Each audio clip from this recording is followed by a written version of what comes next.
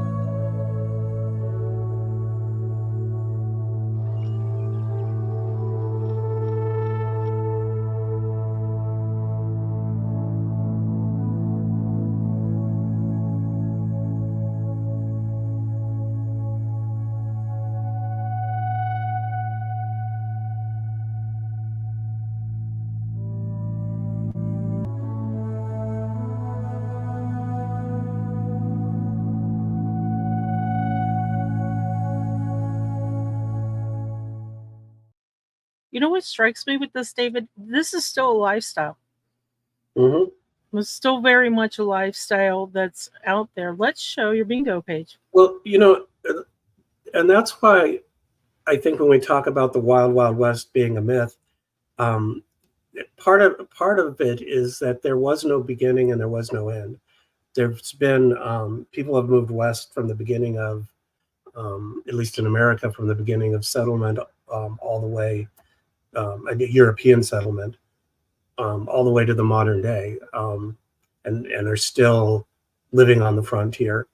You know, my ancestors, European ancestors, came over in the early 1600s and settled on the Atlantic coast in Rhode Island and Connecticut. And when they started running out of land, they moved to the western frontier, which we now consider Western Connecticut. So that was the frontier at some point. And then they moved to Appalachia, and those were the frontiersmen. You know, Daniel Boone, one of the great frontiersmen, didn't live that far from the Atlantic Ocean, really.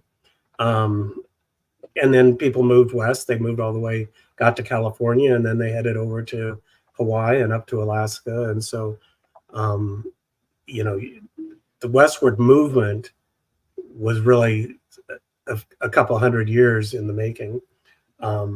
What we have are individual incidences and stories and events that are kind of lumped together as the Wild West fairy tale, in a sense. But they are real events, most of them, and they did happen.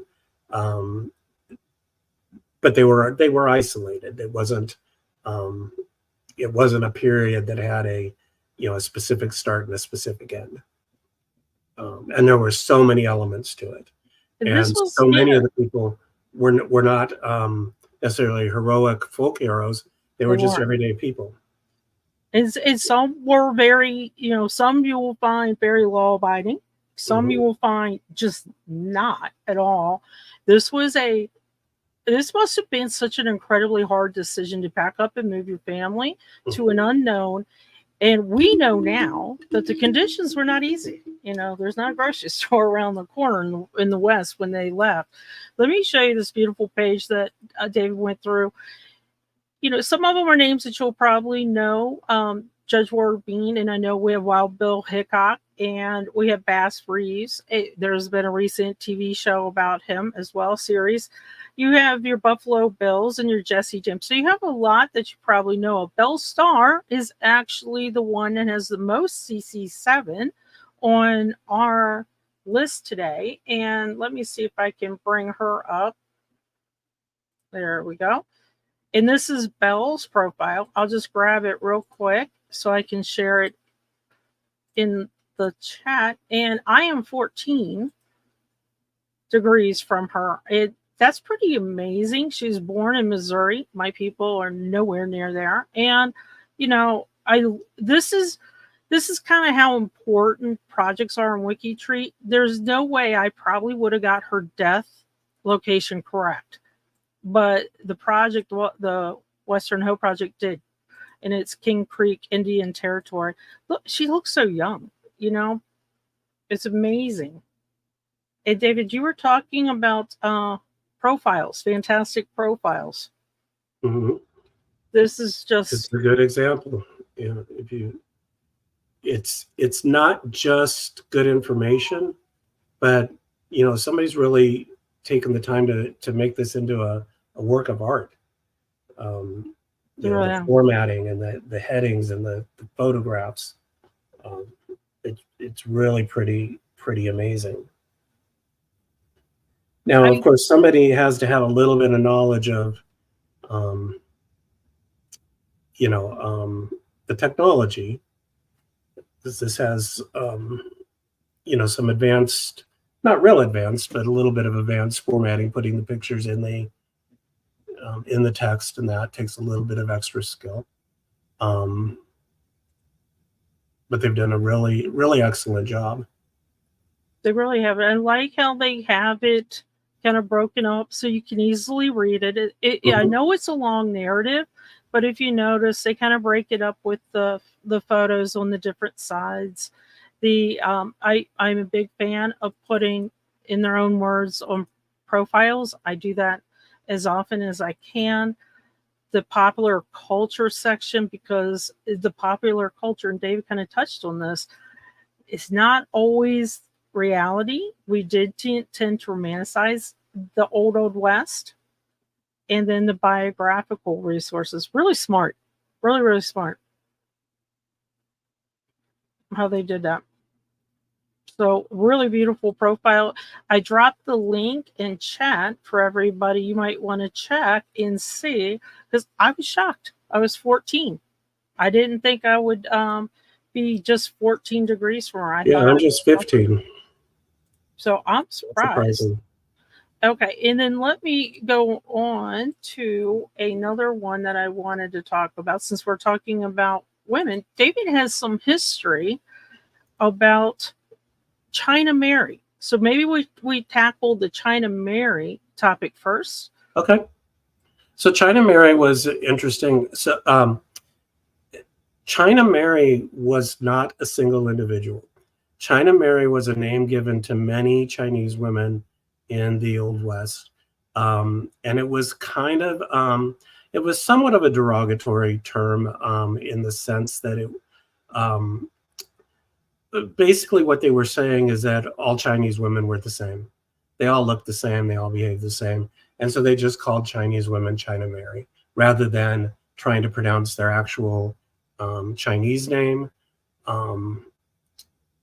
you know, or give them the respect as, you know, they would an American woman. Now, her real name, she went by 𝐓𝐡𝐞. This individual, I'm sorry, the one I've chosen a single China Mary to profile here. And this individual was, she basically ran Tombstone. We know Tombstone from the OK Corral and you know, a recent TV show. So it's a well-known town in Old West folklore. But this China Mary came from China. Well, we actually don't know for sure if she was born in China or in San Francisco. And those that know about Western history and the arrival of the Chinese were brought in on the West Coast in California and the North Pacific in order to help build the railroads. They were basically lived a lifestyle that might be considered a notch above slavery. They were not well treated, did not live in great conditions, but they had a huge impact on the American West, particularly Northern California and that area. San Francisco today still has a very significant Chinese influence. And again, that was because of the railroads. But China Mary, her father worked on the railroad, and we don't know for sure if she was born in San Francisco or in China. Here, most of the records say that she was born in China, so that's what I have listed, but I have read that she may have been born actually in San Francisco. Nonetheless, very early on, she moved to Tombstone, Arizona. Tombstone at the time had a population of 11, So it was not a big town. My grandfather was born in Arizona in 1914, which was still significantly after 𝐓𝐡𝐞 arrived there.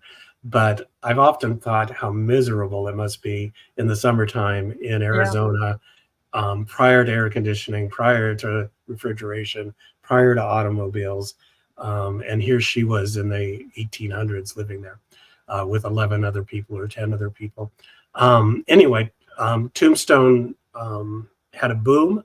The population grew by leaps and bounds, and she had charge of many of the businesses in Tombstone, and many of these would be considered today illicit businesses.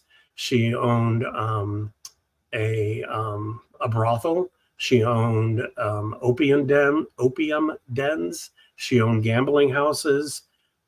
She also ran a general store and owned a restaurant with her husband. So she had quite a lot of business expertise, and really was, as I said, the leader of Tombstone for quite a while. They say at the time that she died, which was 1906, that thousands of people attended her funeral. But as with other Chinese women, she was nonetheless referred to as China Mary, rather than by her actual name. Now, so when you hear China Mary, don't assume it's just this one person. Yeah. And if you go to Wikipedia and search for China Mary, you'll see the bios of 3 different China Marys. And they all have fascinating stories. I chose this one because she was connected to Tombstone that people are familiar with, but also because she does have some family connections that we can perhaps find. It's a lot harder to find the records for individuals that have non-American or non-European style names in the census records of that, but I was able to find her, and she was married. I believe she was married 3 times, if I recall. So there's some opportunities there. But she is unconnected, and she has 0 CC7. It's so 0 CC7. Somebody wants to jump in, as David said, those marriages, at least probably 2 of them, were in Arizona or in the United States. So that's an opportunity for somebody to jump in and help. The other one that I wanted to mention was Nathan Love. This is another one, 4 CC7, unconnected. And this one was really interesting because it mentions Deadwood. And if you talk a little bit about Tombstone, a lot of people also know Deadwood. But he, as you mentioned earlier, he was in the modern world. He died 1921 in Santa Monica. Well, and if you look at his photographs, he was a Pullman porter at one point. So he was not simply a cowboy.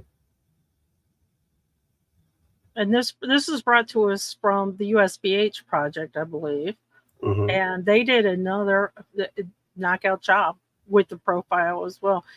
Look at the clothes. This is just amazing. This is really fancy dress as well. They were living a life. And I like how he's like, the work was hard. He rode through hailstorms so violent that only strong men could withstand them. There wasn't a lot of shelters, hotels. You had to, not on every corner. It's just like a gas station or a hotel that we have here. So this was really an interesting story to read. And then I love what USBH does as well. They are really good about research notes. So if there's something that they thought was interesting and they couldn't prove, or they needed more information on, they drop it in the research notes. And that was pretty cool. And I love their sources. The pictures, though, just blow me away. This one just really, really blows me away with his family. And then this is how he started. And then he became one of the legends of the Old West. I think he was a bounty hunter, if memory serves me right. And for those of you in Tennessee or working with USBH, this is a really, really great profile to pick up and add to. in work, we see that there is a father here, which is pretty amazing for his time frame of 1854. Well, he was born into slavery. And when you take that into account and you look at that final photograph that's up there, yeah. you know, he came quite a long way. So that's pretty amazing. But you know, it's just really great photos. I don't know where they find them. Maybe it's on Wikipedia, but really great profile, really great photos. And the thing that I wanted to showcase at the very beginning, we showed, you know, someone who immigrated here. We showed a Black individual and a woman. The Wild Wild West, some people always think like Jesse James and Wyatt Earp and all, you know, men, and it's not. This Wild Wild West really was a population boom for the United States as it started to grow. Let's go ahead and bring up the first bingo card if everybody's ready. Let me share my screen here. And I guess I should probably bring up the rules for anybody who is new to bingo. Let me bring up the rules first. So a person can only win one prize every 6 months. That's WikiTree wide. So if you just won for the Connect-a-thon, you have to wait 6 months from that date. Only one prize per household every 6 months. So, you know, if you're playing with your entire family and you've already won, they cannot win till that 6 months has gone by. It's a mug that you win. I think there's some other items too, but up to $30 value. And it's open to everyone. You do not need to be a WikiTreeer to play. If you are a WikiTreeer and you win, if you could drop your WikiTree ID in the chat for us, that would really help us out a lot. And there are 2 bingo games per time slot. We'll have this one and then one more. How do you win? Go ahead and use your mouse and click the free space in the middle. If you accidentally click, just click it again. You can get horizontally, vertically, or diagonally. And the first person who gets horizontally, vertically, or diagonally, type it in bingo. Just say bingo. Feel free to yell it at me.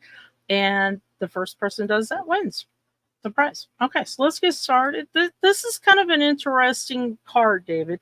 This first card has terms, ideas, topics mostly related to the Wild Wild West. So if you are familiar with the Wild Wild West, you might know these. If you're not, or kind of curious about why are Americans so fascinated with their Western life, their Wild Wild West? Well, this card will probably help show why we are. So the first thing that comes up with is the Sand Creek Massacre.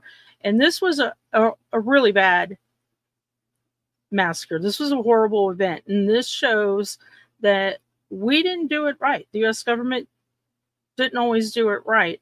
And this happened in 1864. So, you know, we're still dealing with the Civil War a little bit as well. It was in the Colorado Territory. Colorado was not called Colorado yet. And the militia, the U.S. militia, attacked and killed hundreds of Cheyenne and Arapaho people.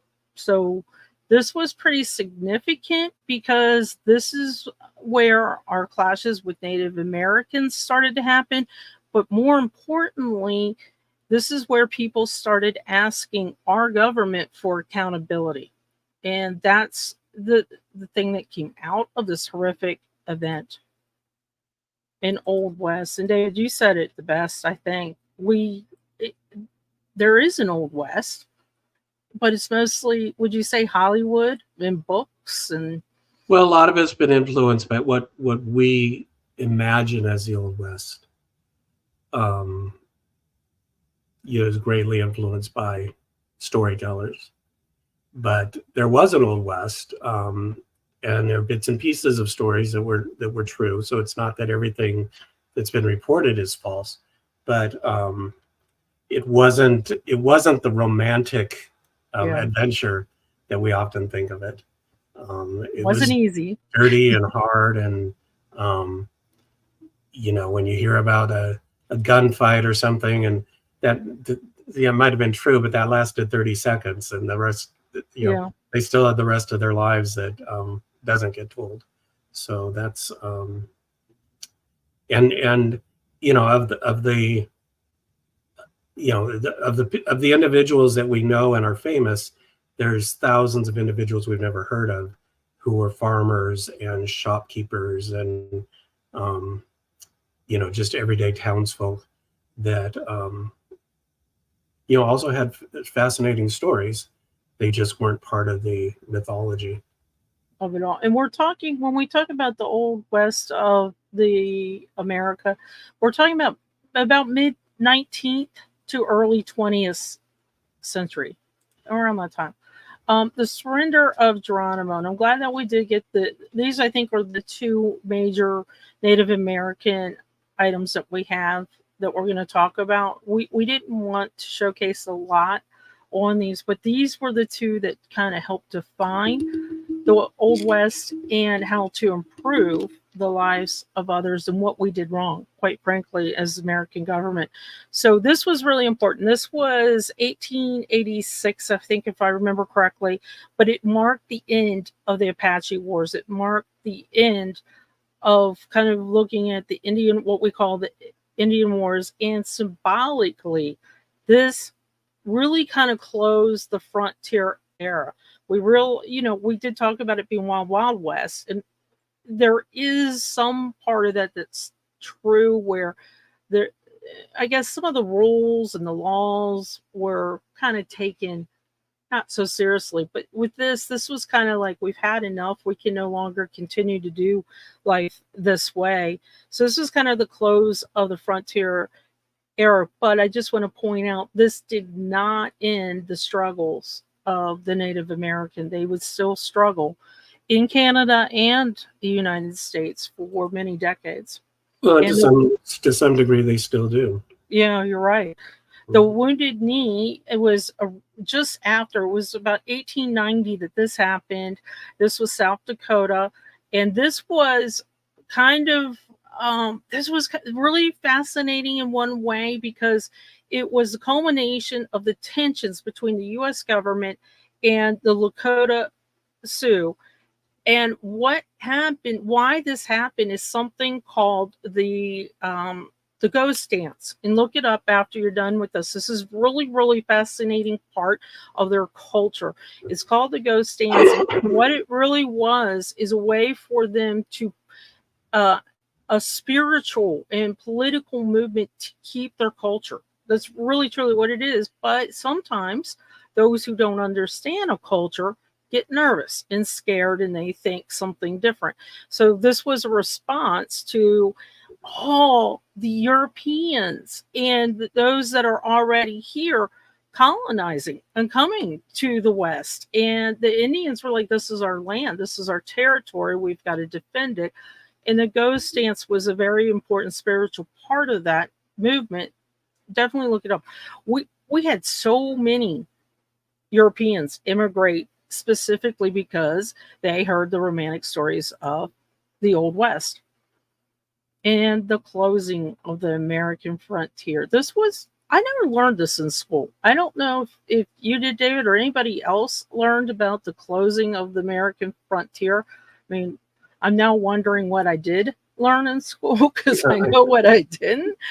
But there was a gentleman, and again, this is a guy you should definitely check out after this bingo. He's a historian, and his name was Frederick Jackson Turner. And he argued that about 1893, the West is closed.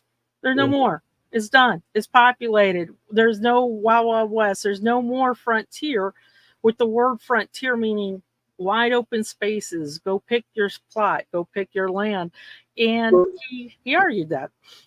Yeah, and something that's a little interesting about the westward movement is, you know, as I mentioned, you know, my ancestors thought Western Connecticut was the frontier.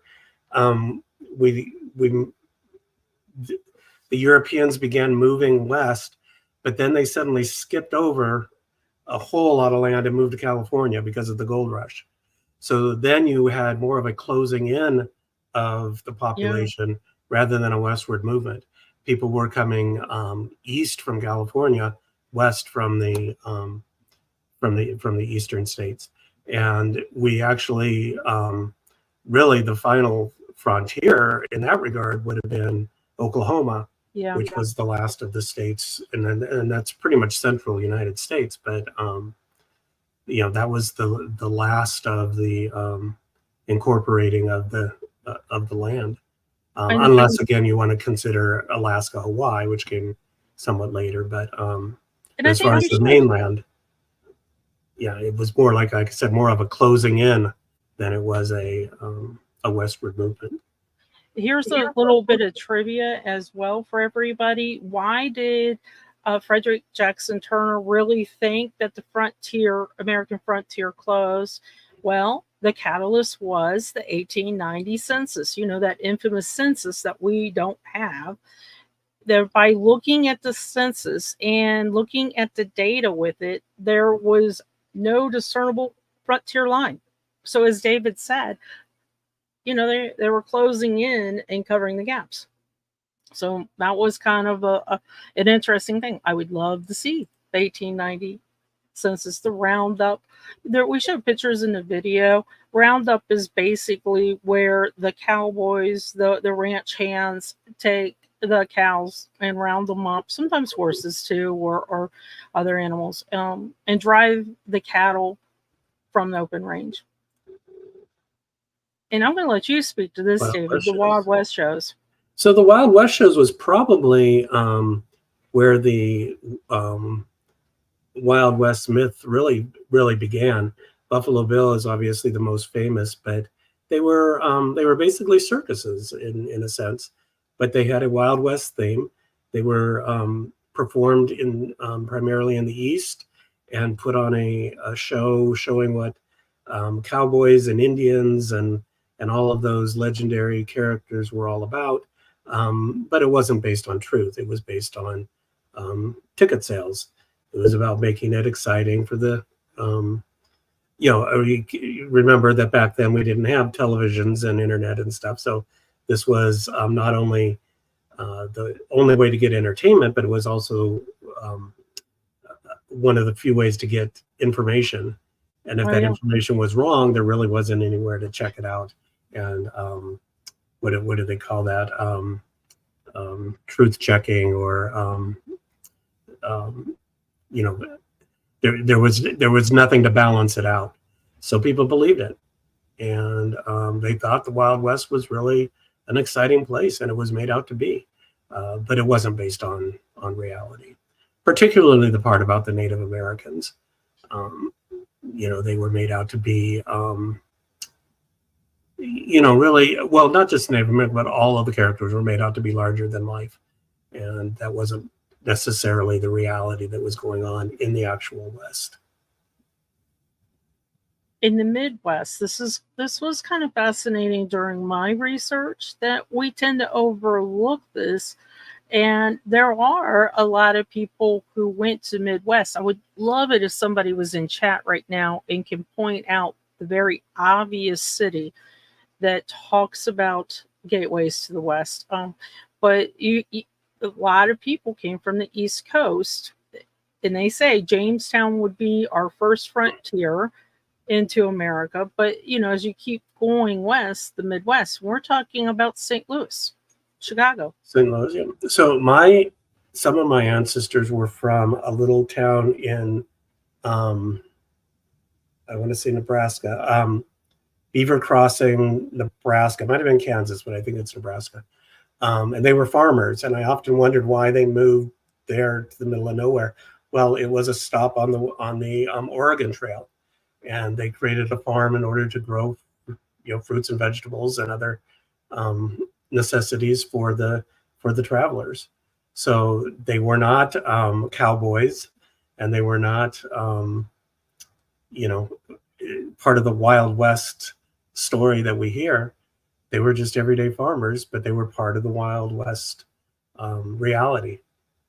They were pretty important if they were feeding the travelers. Feeding the travelers. That kept coming. And there were shopkeepers, and there were, you know, preachers and lawmen and all those other things that were all part of the necessity of building up the now the OK Corral is a very famous shootout, and I'm drawing blanks on all the names, but that was well, this is where we have Wyatt Earp and Doc Holliday, and it was a very brief, a brief moment in time. It lasted a matter of perhaps many seconds. I know, isn't it funny? but it's gone down in history as one of the great Western tales. And again, all these characters were, now Doc Holliday's an interesting one because he was a dentist. He was not a lawman, but he was a dentist, and he was deputized by Wyatt Earp just moments before the shootout, and then went out and did his gunfighting. But he was not a gunfighter. He was literally a doctor. And then afterwards, some of the, I'm drawing a blank on which group it was they were fighting. Was it the Daltons or the? No, I know it was the Cowboys. It was the, yeah. There were several. I lost my page here. Let me see which one we were dealing with. They were the Clantons, I believe. Oh yeah. Yeah. I think you're right. And a couple of them were killed. The good guys didn't lose anybody, but the bad guys lost a few. And they were, but then Wyatt Earp and the others went hunting for the ones that got away, and caught them and killed, I don't know if it was one or two, but they were then charged with murder because they were now outside of their district, and you're not supposed to shoot people and kill them when you're not outside your your own district. hometown or that sort of Just thing. just do it at your hometown. Then this was fascinating. You probably have seen movies. There's lots of movies where everybody rushes to get their land, plant their stake. The Homestead Act was actually signed by Lincoln. I did not realize it was signed by Lincoln, but it was signed by Lincoln in 1862.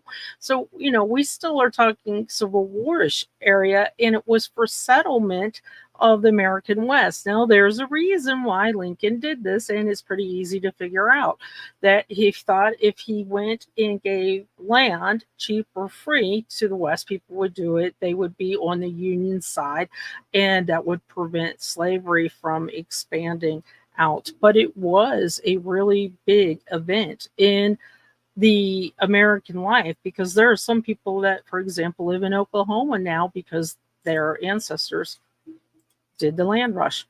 The American frontier, we kind of talked about this a lot. This was just basically one of the most important parts of our history for our individuals to move out, to find land of their own, but it was also a huge immigration boom for us. A lot of Europeans came over, and the frontier was considered anywhere past where European settlement had been established. So again, it went all the way from Western New England, and then over the years expanded all the way to the Pacific Ocean. And I think, Vicki, did we get bingo or double bingo? I think we did, Vicki. I think we did. I think we got, I think so, because everybody's thinking or two. So, Vicki, what you're going to do is you're going to email AON and let her know that you won the bingo for Wild Wild West tonight, and she will get in touch with you on how to win your prize. Congratulations. That's really exciting. So I agree. Yay, Vicki. That's pretty cool. We're running a little long, so I'm not going to show all the profiles that are on the David's bingo page, but I do want to show some of the more important ones that you probably have heard about. And while David, you explain a little bit about Wyatt Earp. This is amazing. Look at his CC7. So I'm 13 from his CC7. But he's married 3 times. I had no clue. And this is another example of the Western Hoe Project just doing a really, really good job. I think he does look a lot like Kirk Douglas, or Kirk Douglas looks like him, I should say, from the movie Tombstone. I mean, I was amazed when I saw this picture earlier. But he was pretty significant. Yeah, but I think what fascinates me about Wyatt Earp is he's a classic example of a Western hero whose life is really not understood. It's been capsulized into a very short period of his life. He was a deputy sheriff and a gambler in Arizona. He and they're a marshal. He was a participant in the fight, the shootout at the OK Corral, and that's what he's known for. But I have a personal family indirect connection to him. When my family, my great grandparents lived in Ohio, but my great grandfather was a Civil War veteran, and he became ill, and they decided to move to California, and they lived in a town that's no longer there, but it was called Sawtell, I believe it's how it's pronounced. It might be Sawtell, but it's now basically where Santa Monica is, and they moved into an apartment next door to Wyatt Earp's father, who lived in Santa Monica, California. And Wyatt Earp also, when he retired from his gunslinging days, moved to California and became a lifeguard at Santa Monica Beach. And that's part of the story that we don't hear about. Never. He was also a consultant for the movies because he did live into, the modern era, and he became a consultant on several silent films and that talking about what the old West was really like. But again, he's known for this brief period of his Wild West days, but he had a much fuller life. As you say, he's got 3 wives. There's a story, I'm sure, with each one of those. And the lifeguard part was the part I found most fascinating. Think Baywatch. Yeah, you never know. And Evelyn mentions that he married the first wife, but not the other 2. And I can understand. I think he was still married when he started living with his second wife. So kind of interesting how more like common law marriages there. And he lived in 1929, so you're talking all the way through the Roaring 20s, and cars and. I don't want to bring up Doc Hollywood because you mentioned Doc Hollywood, and he was actually Holiday. Oh, sorry, Holiday. He was actually born in Georgia. I thought he'd be a little closer to him, but I am not. I am actually closer to Wyatt Earp. So I was a little surprised at that. Really lovely, CC7 still though. It's amazing what they do with a profile. And we talked about and there's a picture of his wife. Her name, she's known as Big Nose Kate. She was we were looking at Wyatt Earp there and talking about how long he lived. What was also fascinating to me was how many of these individuals did not live very long. Obviously, many of the outlaws did not have extensive lifespans. But even a lot of the good guys that I missed, I don't know if he was 36 or 39, Doc Holliday, when he died. In general, they did not live long lives. A lot of these Western figures. It's just as funny. It's believed to last only, 30 seconds. But it's very hard probably to go anywhere in the United States and not mention Wyatt Earp or Doc Hollywood, even to children today, and they would end up knowing. And if you read that paragraph you just had, his they call her his companion, but I don't recall if they actually married or not, but she remembered his reaction to his role, that he came back to his room, sat on the bed, wept, and said that was awful. Even back then, killing people was not much any different than killing people today. When you have a law enforcement officer that has to kill somebody, even a bad guy, that's not a good experience. So these guys did not go around killing people as a matter of pleasure. It was a very difficult situation they found themselves in. Right, look at these sources. I am totally blown away by this profile. This profile might actually be my favorite profile in all WikiTree. I'm totally blown away by a couple of things. The way that they position the photos, so it breaks up the text a little bit, so it's easy to see. I love how they make sure that they link every person that's in WikiTree and the towns as well. And, yeah. I love that. And the events, as we mentioned in the earlier bingo today, this would be a one event project type of thing with 𝐓𝐡𝐞. So somebody created a space page for 𝐓𝐡𝐞, and that's their. I'm just totally blown away by everything that they've done, but also how they've headlined it so it is intriguing to me. I can say, oh, there's a full account of the gunfight. I don't think I've ever read a full account. I've only seen what Hollywood has given me, along with the pictures of, where he's buried, Big Nose Kate, his own family. I'm really blown away about what they've done here. They've linked to Wikipedia for what is a doctor of dental surgery. They've linked to Wikipedia so you can find out more about the Pennsylvania College of Dental Surgery, for example.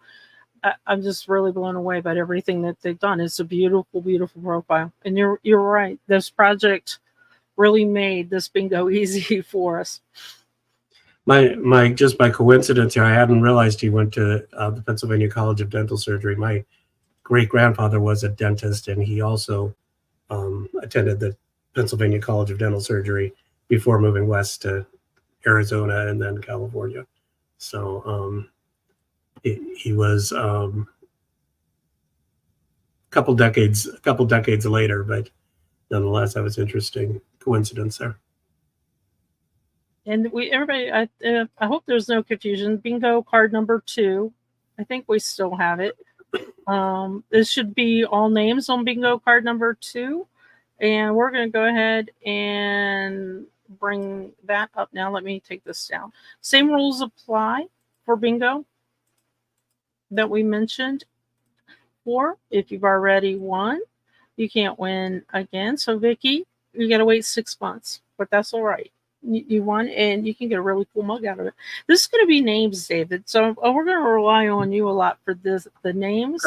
And as we said, these people are the ones that did come out of the Wild Wild West with a little bit of notability, notoriety, however you want to look at it. But they're fun. So John Wesley Hardin. Oh, I'm going to check this. He was a gunfighter, but he was I don't recall his specific story. He was a basically a killer. He was a bad guy. The bad guy. Yeah. It says here his first 31 killings did not concern most people because of the kind of people that he killed. But apparently the last 10 upset people. So wait, let me make sure I got the right card. So the link to, hold on guys, let me make sure I got the right link. I might not have the right link up. Give me 1 second. And I was going to say his CC7 is pretty high as well. Here's the link. It's over 5,000 for the second bingo card. Let's make sure everybody has it. You should have only names, no terms, no topics, no locations. It should be only names. And right in the middle for the free space is a sheriff's badge. I was surprised how high his CC7 was, actually. Sometimes you never know. And he died just before 1900. Okay. Bingo 2 is all names. Okay, so and he lived in Texas, so we're talking about the frontier. This is moving us a little further south. And then we've got John Wesley Hardin as our first one. Let's go on. Butch Cassidy. Butch Cassidy. Most people probably know Butch Cassidy. Another bad guy. And this is interesting. I often wonder at what point does a bad guy, at what time does it kind of neutralize? Yeah. Somebody goes out and murders people. That's not a good thing, and most people would look down on that. But at some point along the way, they gained somewhat of a hero status. Again, probably because of the movies. You know, the famous was it Paul Newman and Robert Redford. I Robert mean, how Redford. can you lose with those two? Yeah. So you know, if you got them playing you, you're it's definitely gonna soften your image, I think. But he died actually in Bolivia. You know, there's a lot of conspiracy theory, kind of whatever happened to Butch Cassidy and the Sundance Kid. Did they die? Did they live? But the basic assumption is that they moved down to South America and died there. And then, of course, Jesse James, another one who, you know, was basically a train robber and a killer. He didn't have much of many redeeming qualities that I'm aware of, but has become somewhat of but a he's so folk hero. known. And he is the second. Now, remember I said that Belle Starr had the most CC7? Yes. She just barely beat him out. He has 10,420 CC7. So, And do you know where he spent most of his life? no, where? Missouri. So that's that again. The West was a huge swath of land. We would not consider Missouri out west, I don't think, today. I guess maybe depending on where you live, but like I've often said, growing up in Southern California, we consider everything from Phoenix on to be back east. So Pat Garrett was a lawman, so he is one of those one of the good guys.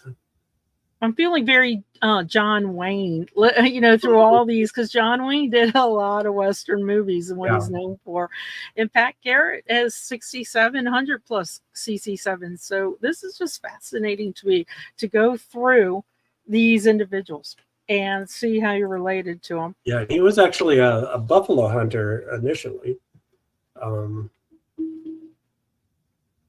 Friends with Teddy Roosevelt. And he actually was the one who killed Billy the Kid. Oh, that's right. That was his claim. Yeah. And China Mary we talked about. Yeah. So we'll go. Very fascinating women, but sad at the same time. And Bass Reeves. Bass Reeves. Yeah, and there's a show recently about him. It was not bad. I like the show a lot. If you're into the Tombstone TV shows.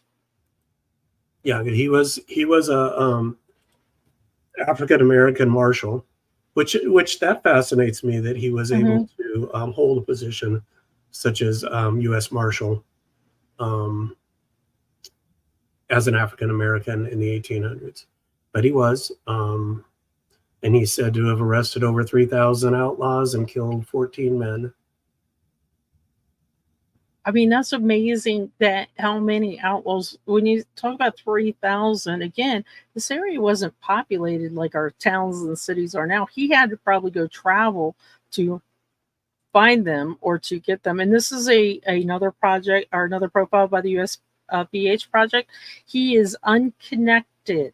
He has 80 connections, but he is unconnected. So he is unconnected, but something that people are not aware, the USPH project has a slavery sub-project, I guess you'd call it, where they're connecting slaves to the slave owners in order to see, you know, if we can find enough slaves that belong to a certain owner, that we might be able to put marriages and parents and children together.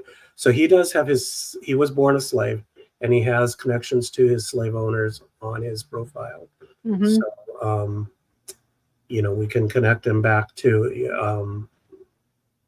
you know, to the plantation or the land that he was raised on, at least.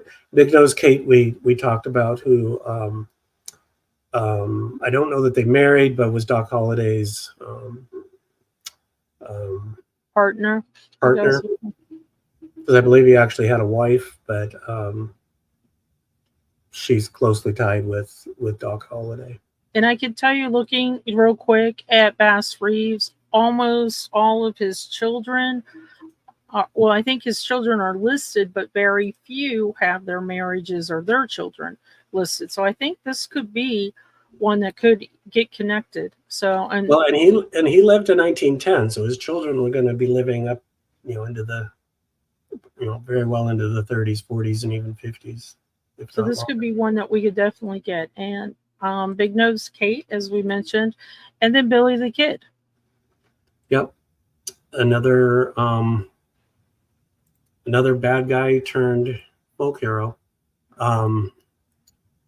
It's gonna look. He's one of the younger of the individuals that we have listed.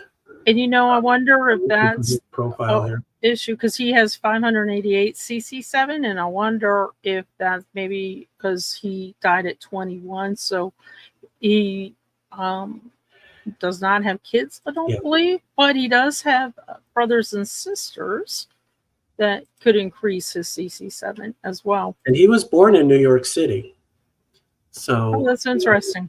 Yeah, I mean, again, it's for me, that's the part that it doesn't occur to me, that you just think they just appeared in the Wild West and that's where they lived and died. But now Judge Roy Bean, I remember him from a TV movie, not a TV movie, but a movie that I saw on TV. And I just remember that he was in love with a stage performer named Lily Langtry. And he was considered a hanging judge. Mm-hmm. He was not actually a judge; he was a justice of the peace. But nonetheless, he sent several people to hang because he could, I guess. And he has a lot of children that do not have family attached to them, marriages or kids, because his CC7 is one that might be an opportunity to increase if you want to work on a good guy versus a bad guy. And we did talk a little bit about the Sundance Kid. Yeah. Who I always assumed was much younger than Butch Cassidy because he's the kid. But yeah. Apparently they were the same age, so it was just an thing. And I will tell you two things that I'm totally shocked about looking at his profile. So his profile, I am 19 degrees, but that's not what I'm shocked about. I'm shocked that he only has 112 CC7 connections. I'm really shocked at that. And because his name, I don't ever think about his name because he's always Sundance Kid, but his name is Harry Alonzo Longenbach, and he has German roots. So this kind of talks about how his family from Germany came to Pennsylvania, and then he moved out west. But we've got him traced all the way back to his great-grandfather, who was from Pennsylvania. So I bet you could come forward from the great-grandfather. If you can't go back, I bet we could come forward with lots of aunts and uncles and great-aunts and uncles. And I think so, too. Cousins. So there's probably a lot more to be found out there. I'm shocked at just one, two. So we talked a little bit about Belle Starr already as well. So it looks like we've got people that are close to bingo. Thank you for letting us talk about a little bit longer about these characters, because they really are characters at this point. They are. Mm-hmm. What they were in real life is one thing, but now Hollywood or books and just the romanticism of the Wild West has made them into characters. Yeah. And Doc Hollywood. We talked about Doc Holliday. Why do I keep calling him Hollywood? Doc Holliday. Thank you, David. I think I'm thinking of the movie. Yeah. I think there was a movie. Yeah. And I would guess somebody would have got bingo on this one, but maybe not. I'm giving them a few seconds to look at their card before we move on. That's not Wyatt Earp. Wyatt Earp. Those are two that are perfect together.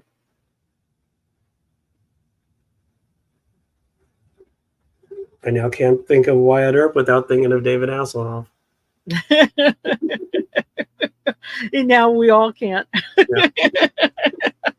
Oh, Katie's got bingo, bingo, bingo. There we go, Katie. And congratulations, and thank you for yelling it at us. I appreciate that so much. So to pick up your prize, you're going to email aon@wikitree.com. She's going to get you all the information. But congratulations, Katie. That's awesome. And I like it how everybody is like one away, 6 different ways. This was really, really close. So thank you guys for playing, and congrats, Katie. Now we will be back next month. It's always the first Friday of the month. And let me take a quick sneak peek. Oh, this is going to be one of my favorite ones, David. David, do you remember what it is for next month? Not offhand, if you give me the clue. Okay, the clue is fill your shopping cart. And the reason why I love this one is I get to say the name of a business. Is one of my favorite things to say. Name of the business. So you guys will have to wait and see as we create. This will be definitely a different one. It We're is gonna have a lot of names. Names you've heard, but people you haven't. I think would be a good way to describe it. I want to give a little word of caution. I know people here, our regulars know this, but because the profiles we just showed are so well done, if you do want to make changes, we ask that you contact the profile managers and not go start changing people's hard work. When you reach it, when you find a profile that is a GEDCOM or not well developed, and you make changes, it's not such a big deal. But when somebody has clearly put hours of work into something, we do want to check with them before we start moving things around. Feel free to drop a comment or contact them directly. I noticed a lot of those are PPP. And for those of you that don't know what PPP is, could you tell us what it is, David? PPP is basically just a cautionary label that we place on some profiles to say, please don't make major changes without checking. We do that on profiles that are either controversial or are representative. Usually it's going to be placed on there by a project, and it says that this is one of our kind of our star profiles that we'd rather you not mess with. So again, that doesn't mean you can't make changes, but check with us first. The Notables doesn't use it too often, but every once in a while, I think we have it on like Elvis and Marilyn Monroe, some of the superstars that we don't want people just coming in and deleting everything and starting over, which does happen. I know most people know better, but not everybody realizes you can't do that or shouldn't do that. Or they think it's their own profile. They don't realize it's one tree. That kind of happens as people well. People get confused. It's usually innocent, but that's what PPP basically means. It's just an extra level of caution that we'd like you to check with the project managers before you make major changes. Now, if you want to make a minor change, if you have a little fact that you want to add in, that's usually not a big issue.